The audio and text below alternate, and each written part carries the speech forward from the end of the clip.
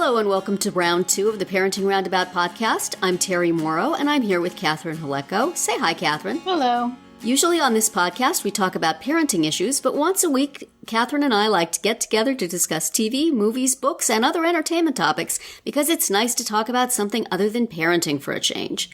This week we're talking about the West Wing episode 2 Cathedrals. Wow, 2 Cathedrals.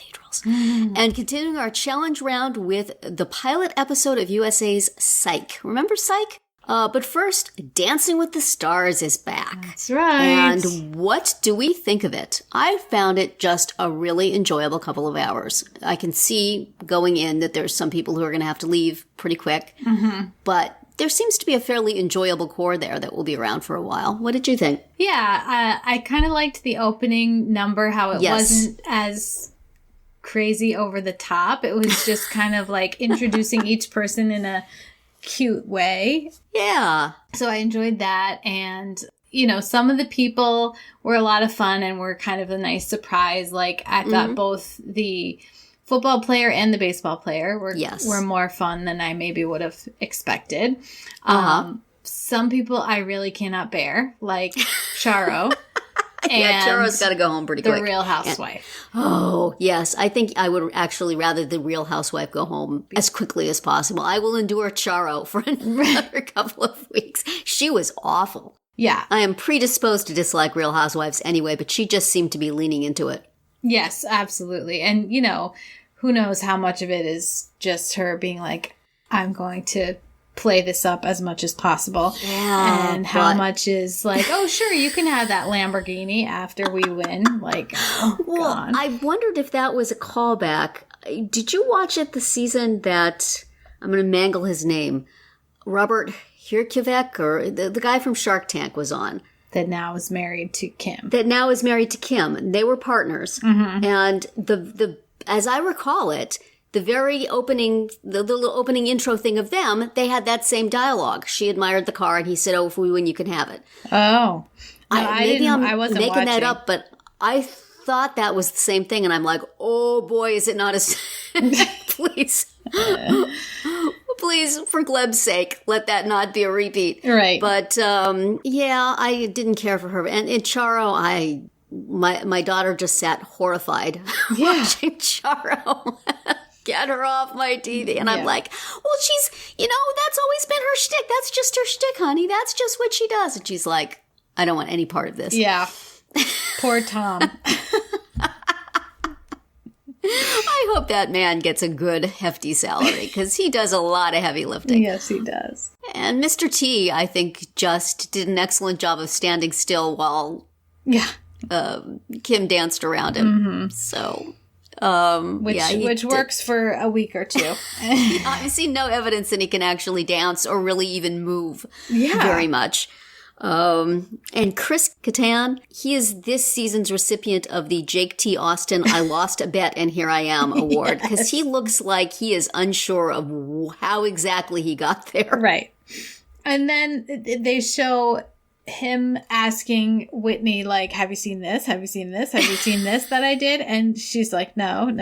I mean, if she's going to be his partner, why wouldn't she go and watch a couple clips on YouTube? Yeah. Like, come on, guys. I mean, I doubt that Lindsay is all that much into the Cubs and baseball, but she played along real good like she did. Yeah. But you know what? That's Whitney's shtick, is that she's young and dumb and doesn't know anything outside of her particular bubble. Right. So I think somebody was hoping that would be funny, that the two of them would play off together humorously, but it did not work. No. I think he's suddenly realizing that this was really a bad idea. Right. Maybe he needs to call his agent. Because he didn't really seem to be up for it. No. The required amount of wackiness. No. It's a lot of fairly decent dances for a first night. I actually thought the Fifth Harmony girl, even though I will continue to hold work from home against her. Yes. I thought she was really good, and since she was first, they got kind of low scores. Yeah, I agree. I had to admit that she did a good job. And she seemed very cute in their little package, very young and cute. But I got every now and then, especially when the scores were being given out, got a little whiff that maybe she's not going to play along real well if she doesn't do good. I think she's going to be ticked. So we'll see how that goes. She needs to keep it just really, I'm so excited to be here for my grandma. It's such a fun experience. And no matter what, I'm happy. And not like, well, I did better than her. Yeah. So it could go either way with her. I'm not sure. We will see. I hope she has the right attitude, because I thought she was a good dancer and she seemed to have a cute personality. Heather Morris, poor thing, seemed to have no personality at all. So she's going to need to step that up if she wants to stick around. Yeah, she's a good dancer, and people are going to hold that against her. That she's I mean, I see a lot of rumblings, follow some Dancing with the Stars stuff. A lot of people are, calling her the ringiest ringer that ever rung. So. Right. Because, she's essentially a professional dancer. That's really her gig. She's not an ice dancer. She's not a gymnastic dancer. She's really, even though she hasn't done ballroom. Right. I guess she was on So You Think You Can Dance also. Oh, she was? Yeah, like, most of the people on Dancing with the Stars. Oh, well, not most, but some. Like a lot of the pros, but. Yeah. So that's a little dicey. And I think if she came on, she seemed nicely self-deprecating and human. That's good, but she needs a little extra spark, I think. I would, if I was going to vote and then I just never got around to it, I would have thrown her a vote just because I feel sorry for her, because people probably hate her for being too good. Right. But I thought Nancy Kerrigan did fairly well and seemed like she could potentially have a good personality and a good attitude. We shall see. But the bull rider seemed to have, I don't know, he's cute. Yeah. They made a little, Carrie Ann falling all over him was kind of silly.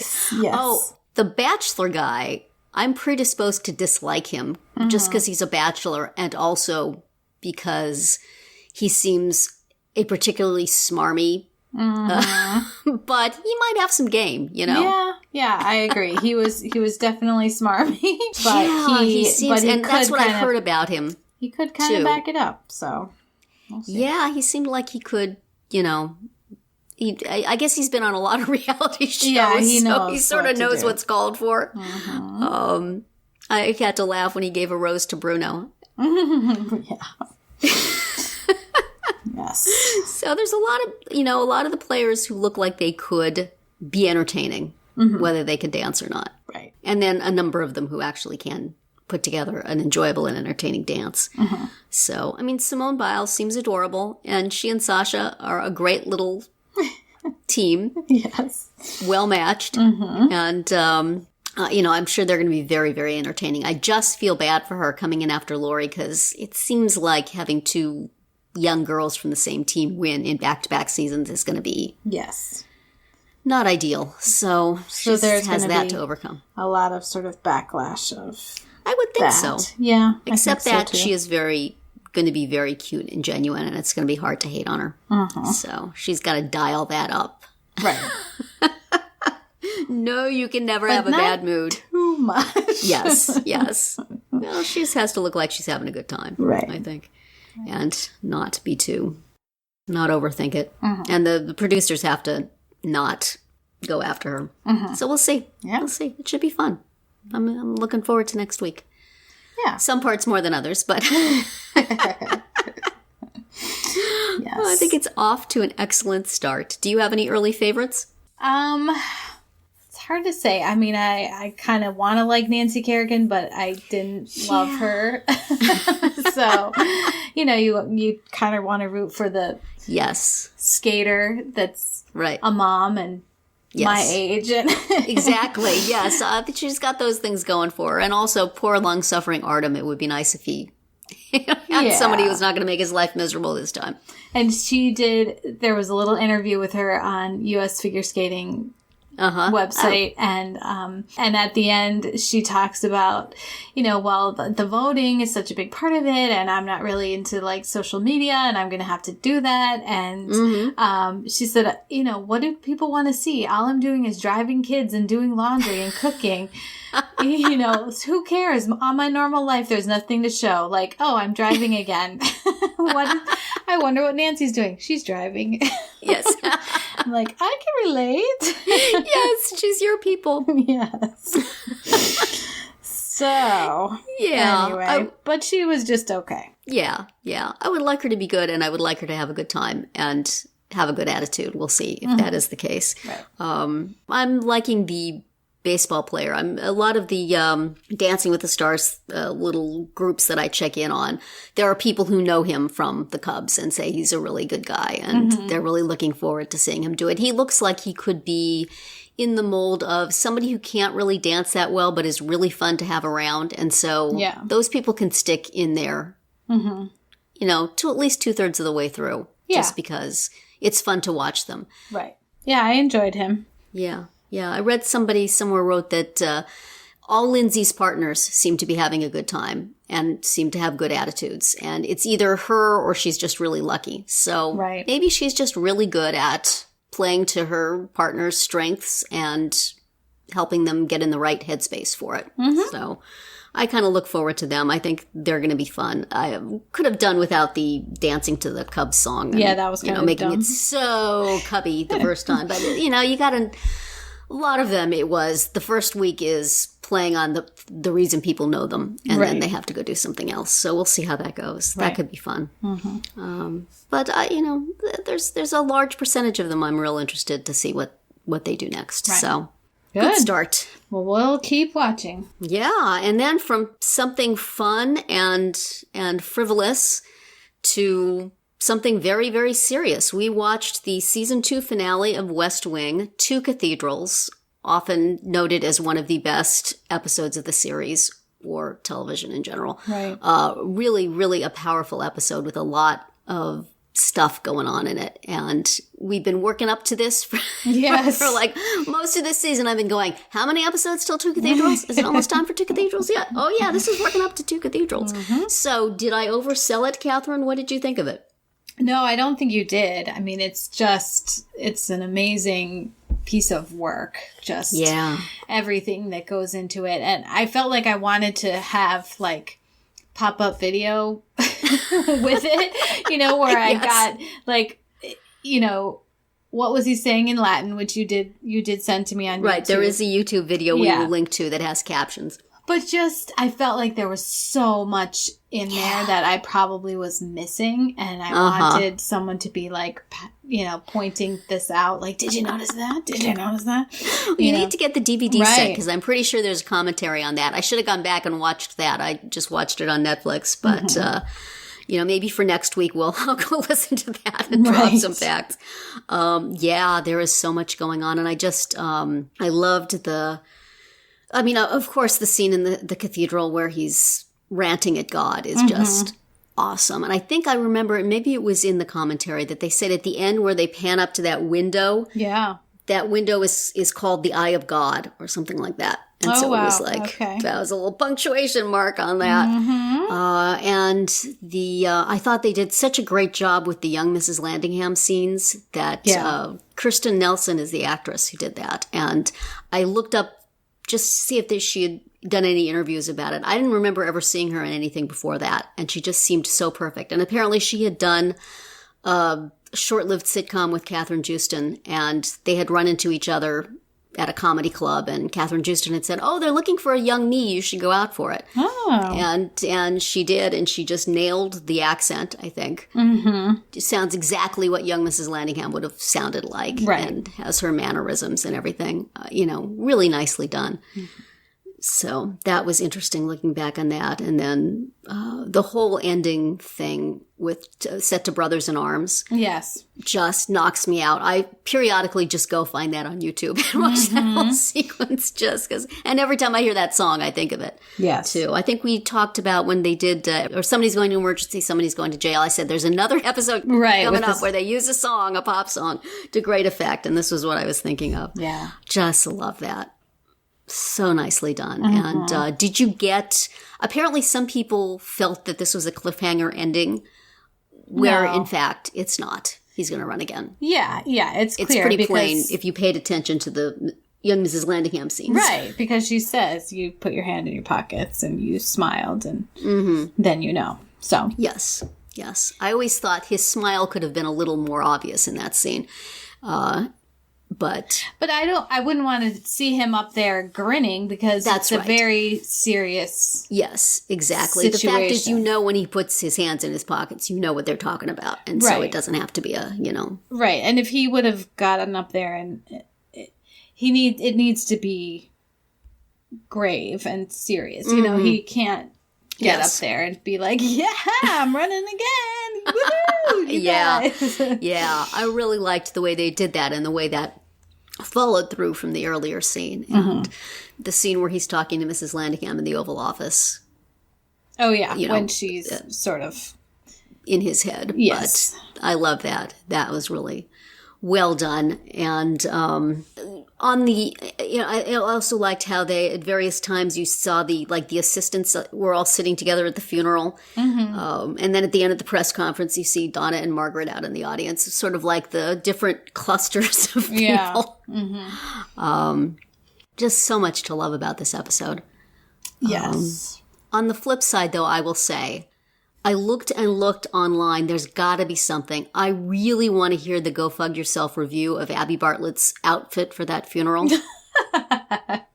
High heels, gigantic short hat. skirt, and a gigantic hat. What the heck? Does she not have a stylist, or can we fire her? Who wears that to the funeral of your husband's oldest friend and longtime secretary? What? Did that not seem... Did you notice that? Did you say, what is she wearing when you saw that? Every time I think that. Yeah. I mean, the skirt was short. Not appropriate. Possibly not appropriate for anything. But not to a funeral where people are going to see you as the First Lady. Right. Aye. And I also, as much as I love that Brothers in Arms sequence, and I love it when Charlie goes out with the president's raincoat, and the president doesn't take it and walks in, and then Charlie takes his own coat off, because if Bartlett's going to get wet, he's going to get wet too. Right. But then he puts his wet raincoat on his desk, and all I can think of is...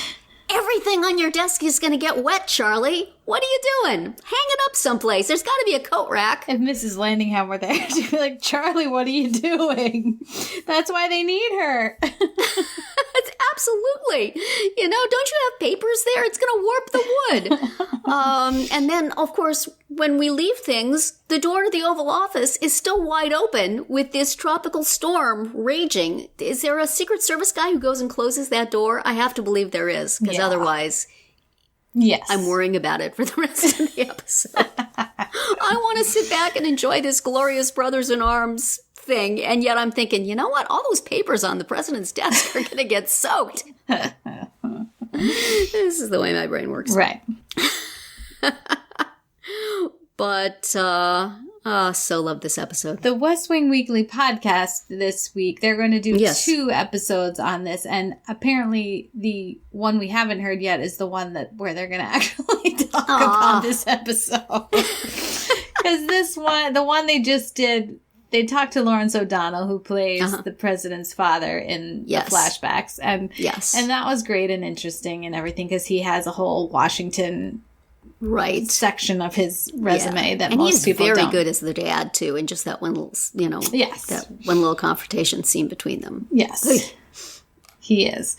But it wasn't the usual dissection of the episode that we're kind of accustomed to now on the podcast. Right. And usually that we can then bounce off of here. Yes. So we don't have our pop-ups on the episode, and we don't have our West Wing Weekly factoids to share. So we're cold turkey here. Right. But you had supplied the YouTube video, which is very helpful. Yes. And so we'll see what they do next week, what they talk about, and perhaps we'll chat about it again here. But we're, I guess, going to take a little break from the West Wing. We're just going to let Two Cathedrals soak in for a while. Yeah.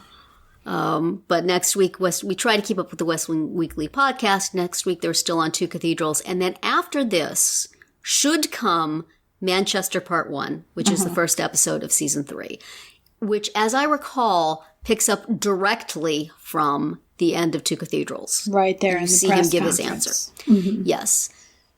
I believe that's how it was. It's been a long time since I saw it. However, in actual real life, there was an episode that got wedged in between, which is Isaac and Ishmael, which was Sorkin's response to 9/11. Mm-hmm. And it is completely outside of the plot. It is a completely independent thing. It's our beloved White House staffers putting on a little pageant, representing different points of view and different facts and things like that. So I really have no desire to watch it again. Mm-hmm. Catherine, being a completist, you want to watch it again. I don't know if the West Wing Weekly is going to want to watch it again. Right. So if they are not, then you could watch that for next week and decide if you want to talk about it or not. Mm-hmm. If they are, then it's going to be 2 weeks before we get back to anything I want to watch. So, not that I'm saying it's necessarily bad. It's just...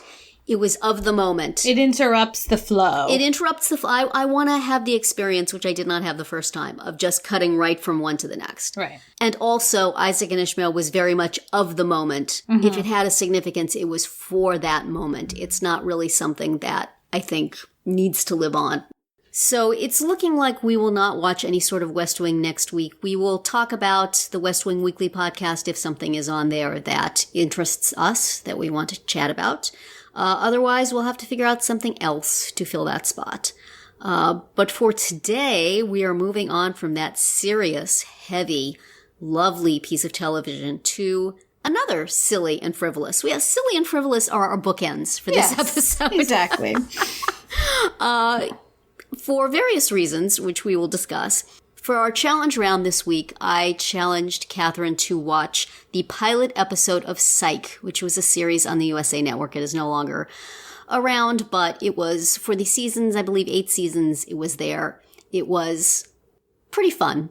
A pretty fun, silly, enjoyable thing to watch. Yeah. And it has one obvious overlap with West Wing in that Dule Hill, who played Charlie on the West Wing, plays Gus on this show, who's sort of the sidekick of the main character, Sean Spencer. Mm-hmm. But also for this particular episode, we have young Mrs. Landingham as interim police chief Vic.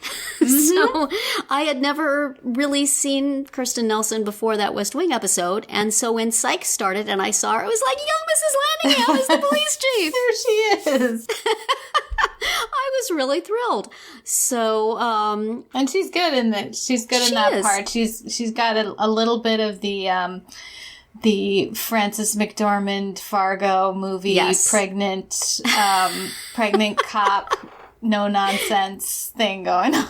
Yes, she does. She does. In this interview I read with her, she was joking that I guess when she shot the West Wing episodes, although you certainly couldn't tell, that she was pregnant in those as well. Oh, wow. And so she's made a joke with Dule Hill that she can never do another series with him because she's done having kids. But, So does she stay on Psych? She does stay on, okay. Yes. But the one who does not stay on is the female detective. Okay. Was replaced by another actress. From that, I guess they maybe decided they didn't want to go with the 2 detectives having an affair angle, so they switched her out for somebody else. But other than that, everybody was pretty much the same. Okay. And it was fun watching this pilot. You know, I had never revisited it since the beginning of the series, and things got a lot wackier. Dule Hill's part, in particular, got a lot wackier. He got sillier and sillier as the season went on. Right. And Corbin Bernsen's character, I think, warmed up a little bit. He was really difficult and disapproving in this pilot. And he gets more, I mean, they always have sort of a slightly rough relationship, but he gets more into it and more helpful and he's been on the West Wing. Yes, he has. He has also. So there are a lot of crossover there. 2 shows could not be more different. Otherwise, right. they share a group of actors. I just skimmed some stuff on IMDb, and I was interested to see that they flash back frequently to the young boy. Yes. I think that boy actually was only on the pilot. I think the young Sean is somebody else in the next. Oh, okay. But I sort of thought that was just a pilot thing, like just establishing that this is, how he adopted this ability to observe so carefully. But I guess it's more to it than that. I think, as I say, it's been a long time since I watched it at all or watched those first episodes. But I think they did that at the beginning of every episode and sort of in a way that reflected on what was going to happen in the case. Okay. So that was a regular thing. Mm-hmm. And also another regular thing, which I was happy to see started right from the first episode. There's always a pineapple. Somewhere in the episode, there is a pineapple. It became a recurring joke. Okay. It's that kind of show. Right. So you had never really heard of this or seen anything of it or known anything of it. Is that right? Yeah, which it's so funny, that it was on for all this time and that it's really good and fun and it just was not on my radar whatsoever. And isn't that, it's kind of a shame that there's probably lots of shows like that. Well, just have you watched any of the USA ones? I mean, they've had like Royal Pains, I think, was on that. Nope. White Collar, I think. Burn Notice. None. I think those are all USA shows. And we watched all of those, and they're really enjoyable. They're really good. But it's like if you don't have that network on your radar, you would have pretty much missed them. Some of them got some pop culture chatter, but you're watching PBS. I never watched anything on PBS, so you kind of pick your places. And then when you're watching one thing on a particular network, you see ads for other things, and you wind up watching them.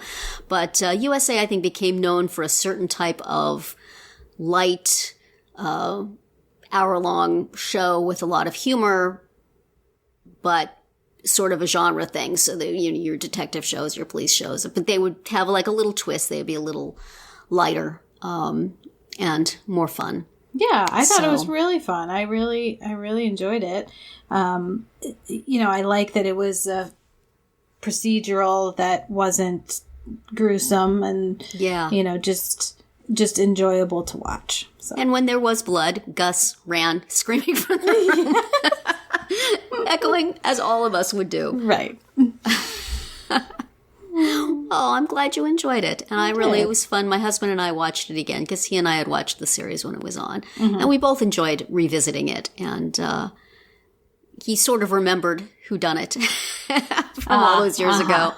But it was interesting to see how things had changed. Why am I not thinking of Lassiter? The male detective was pretty much that difficult guy throughout. He always could not stand Sean and would always try to block him from doing things. But, whereas the new female detective who comes in was much more sympathetic to him. Mm-hmm. But, if you ever have an opportunity to watch more, there's 8 seasons, but they're like short seasons. So they're like 15 episodes, I think, in a season. Yeah, so. I mean, it's too bad it's not on Netflix or on demand or something, because I would definitely watch more of it. I'm not sure I would go and purchase the whole season, but it's just something fun to watch. So it really is. It's one of those... the kind of shows I like, which are I can do things while I'm watching them and still enjoy them. Mm-hmm. Yeah. You don't have to sit and take in every carefully crafted word. It's just it's just fun. And the cases were usually enjoyable from a mystery point of view. Mm-hmm. And then, seeing how Sean figures it out and then has to somehow come up with it as a vision. Right. Exactly. He did very well with that, I think. So, all right. Well, listeners, if you have not revisited Psych in a while, or you've never watched it before, go check it out. It is anyway on iTunes. If you go to the USA website, it claims that it's on Netflix, but I can't find it there. But it may be some other free place where you can locate it. It might be just the discs on Netflix, like not streaming. It didn't, when I looked it up, it didn't say anything. All it does is brings up like, Psycho and things with the letters Psych in it. Yeah. So, worth revisiting if you have an opportunity. Yeah. So now it is Catherine's turn to challenge me. That's right. What do you got? So I'm going to have you watch a documentary that I did previously mention on this podcast, but it is so much fun, and just because I want you to watch a documentary and I want it to be a fun one and not like a not like a depressing and upsetting one, because there's I appreciate that very much. Plenty of those out there. Because I would have just looked it up on IMDb to get some facts to say I never actually watched it. So, but if it's a fun one, I'll watch it. Yeah, so this is fun. It's called $1 Million Duck, and it is the recent documentary, not to be confused with the 1971 Disney comedy starring Dean Jones. This instead is a documentary about the contest to paint a picture of a duck that goes on a stamp that people who want to hunt. It's not the kind of stamp that goes used to mail a letter. It's a stamp that goes on like a hunting license. Oh, I did not know that. So, and it's just all about these quirky people who paint these ducks, and the lengths that they go to to just even see the ducks in the wild. And then they paint these pictures, and then they have this like live, it's almost like a reverse auction, because they have like a live judging of these paintings, and everyone's in a room watching these expert panel, look at these paintings and eliminate them, down and down until they get to the one that they finally choose. And they do this every year. So people come back again and again to try their hand at the duck painting. So, cool. $1 Million Duck. And I believe we thought you could rent it on iTunes or buy it on iTunes, possibly Amazon. So, check that out. Yes, I will definitely watch that. I look forward to it. I think you talked about it a little bit before, and it sounded on a previous episode, and it sounded interesting. So I will watch that, and we will watch Dancing with the Stars again for next week, and we will do something else, whether it's talk about the West Wing Weekly podcast or some other bit of entertainment that falls in our lap. But that will be it for our round 2 today. Please subscribe to our Parenting Roundabout podcast so you won't miss any of our episodes, including our daily speed rounds and weekly group chats. As always, you can find recaps, links, and an opportunity to comment on our podcast page at parentingroundabout.com. Goodbye, Catherine. Bye, Terri. Goodbye, everybody.